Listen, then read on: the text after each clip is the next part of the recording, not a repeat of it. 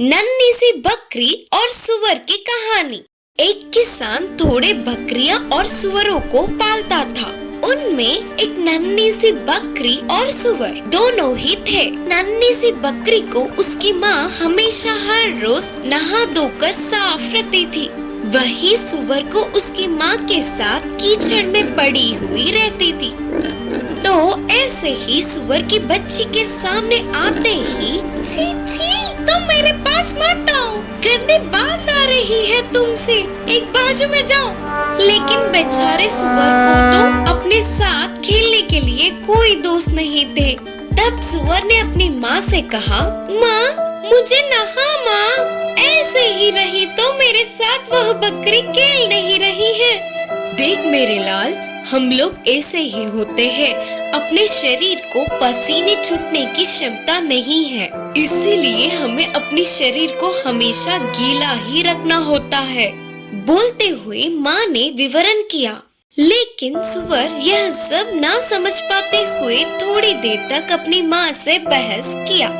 फिर भी माँ ने उसे बहुत समझाया। एक दिन सुअर की बच्ची एक तरफ और बकरी की बच्ची दूसरी तरफ। इतने में दूर पहाड़ों में रहने वाली एक लोमड़ी बकरी के बच्चे के बारे में जानकर उसे पकड़ने के लिए आई। बकरी की बच्ची अकेली होने पर उस लोमड़ी को अच्छा मौका मिला। ऐसे लोमड़ी को सुअर ने देखा। हे, भाग जाओ, लोमड़ी आ रही है बोलकर चिल्लाने के साथ ही बकरी के ऊपर कूदने वाली लोमड़ी के सामने आई। ऐसे बकरी की बच्ची को लगने वाले घाव सुअर को लग गए। इतने में सुअर के चीख सुनने वाले किसान भागते हुए वहाँ आया और लोमड़ी भाग गया और सुअर के घावों को दवा लगाकर किसान ने ठीक किया। अपने खुद के प्राणों को खतरे में डालकर उसके प्राण बचाने वाले सुअर से अपने व्यवहार देख के नन्ही बकरी शर्म से उदास हुई। खरगोश में बदलने वाला शेर। एक बड़ा सा जंगल था। उस जंगल का महाराज शेर था, लेकिन ये सभी शेरों की तरह नहीं था। जंगल में सभी जानवरों के साथ अच्छे से रहता था। हर एक जानवर को ना खाते हुए बस भूख मिटाने के लिए ही शिकार करता था। जंगल के सभी जानवर उसे देखकर डर के भाग जाते थे। इसका शेर को बहुत दुख पहुंचता था। उसे भी उनके साथ मिलकर खेलने की, दोस्ती करने की इच्छा होती थी, पर वो गुफा में ही अकेला रह जाता था। उनके साथ मिलकर रहने की सोचा तो वे उसे देखते ही डर के भाग जाते हैं करके शेर को दुख होता था। एक दिन उस जंगल में एक साधु तपस्या करने आया है। वह रोज जंगल के सभी जानवरों से बात करता था। शेर उनके पास आकर बोला, स्वामी जी, क्या आप मेरी एक इच्छा को पूर्ण कर सकते हो क्या? बोलो। फिर शेर ने पूछा, मुझे ऐसे शेर की तरह नहीं रहना, आजादी से सबसे मिलजुल कर रहने वाली खरगोश की तरह रहना है। मुझे खरगोश की तरह बदल सकते हो क्या स्वामी जी? साधु ने जवाब देते हुए पूछा, तुम इस पूरे जंगल के महाराज हो, ऐसे छोटे से खरगोश में बदलना चाहते हो? इंसान तक शेर की तरह जीना चाहता है, पर तुम ऐसे छोटे जीव में बदलना चाहते हो, ऐसा क्यों? शेर ने कहा, नहीं स्वामी जी, मुझे ऐसे ही उछलने वाली खरगोश की तरह जीना है। ठीक है फिर, बोलकर साधु तुरंत शेर को खरगोश की तरह बदल देते हैं। गोरा, छोटा, प्यारा सा खरगोश बनने वाला शेर वह साधु के आश्रम के पास उछलते हुए खरगोश दूसरे जानवरों को मिलकर खेलते हुए खुश हुआ।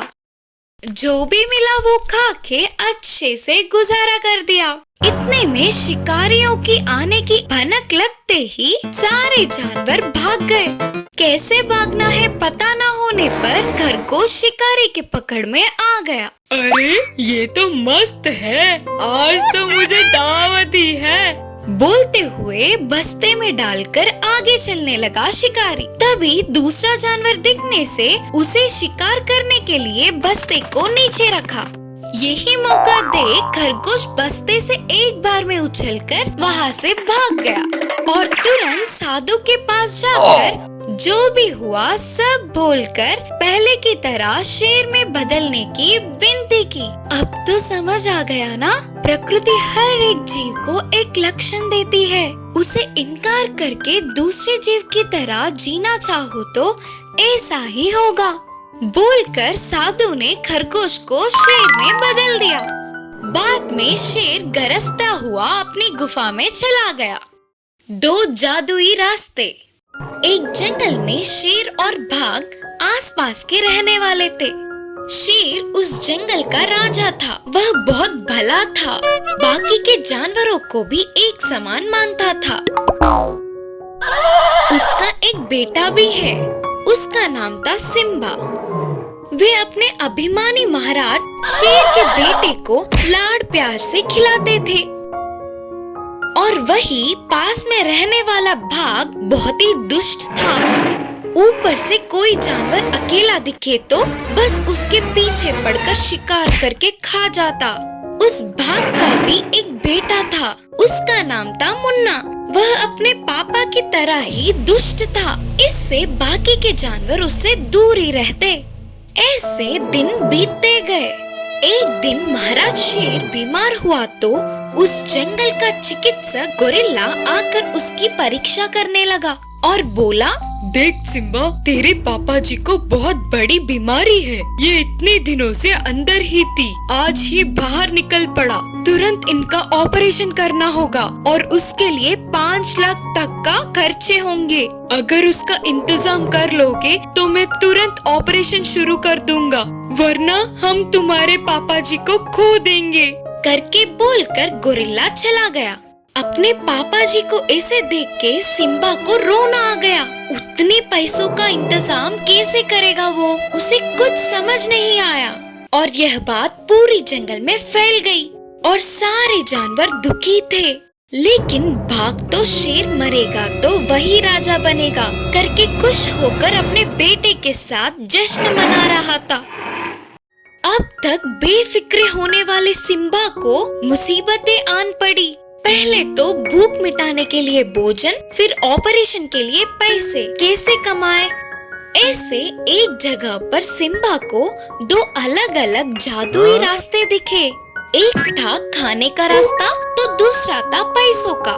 सिम्बा को देखते ही खाने के रास्ते पर खड़ी हिरन ने कहा, सिम्बा, तुम इस रास्ते से जाओगे तो तुम्हें अच्छा भोजन मिलेगा। आ जाओ, तुम दोनों के लिए पर्याप्त भोजन ले जाओ। तो तुरंत पैसों के रास्ते पर खड़ा भेड़िया ने कहा, सिम्बा, अगर तुम इस रास्ते से जाओगे तो तुम्हें बहुत सारे पैसे मिलेंगे और उनको पहरा देने वाले जानवर को मारकर अपने पापा जी के ऑपरेशन के लिए पैसे ले लेना। तब सिम्बा ने बिना कुछ सोचे कहा, मुझे पैसों की जरूरत तो है, पर किसी के जान की कीमत पर नहीं। बोलकर खाने के रास्ते पर जाके भोजन लिया तो तुरंत पैसे भी मिले। सिम्बा, हमारी अच्छाई का इनाम है ये पैसे, ले जाओ। यह सुनकर सिम्बा खुशी से उछल पड़ा और उन पैसों को ले आया।